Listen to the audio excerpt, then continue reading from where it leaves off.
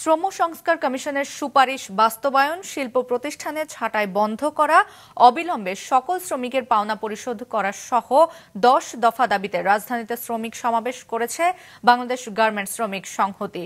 সকালে জাতীয় প্রেস ক্লাবের সামনে এই সমাবেশ অনুষ্ঠিত হয়, যেখানে গার্মেন্টস শ্রমিক নেতা সহ শ্রমিকদের অধিকার আদায়ে নেতৃত্ব দেওয়া সংগঠনগুলোর প্রতিনিধিরা উপস্থিত ছিলেন।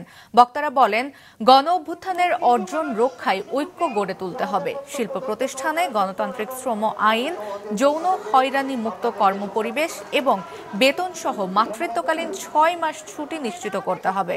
শ্রম সংস্কার কমিশনের সুপারিশ বাস্তবায়নে রাজনৈতিক দলগুলোকে আলোচনায় বসার তাগিদও দেওয়া হয় শ্রমিক সমাবেশ থেকে।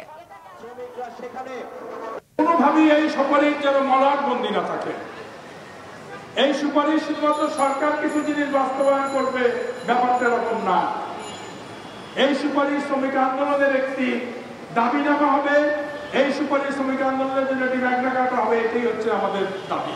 সম্মানজনকভাবে বাঁচার মতো মজুরি, তাদের ট্রেড ইউনিয়ন অধিকার, এই সব কিছু নিশ্চিত করতে হবে। সংস্কার কমিশন যে সুপারিশ দিয়েছে তার ভিত্তিতে নতুন করে গণতান্ত্রিক শ্রম আইন করতে হবে।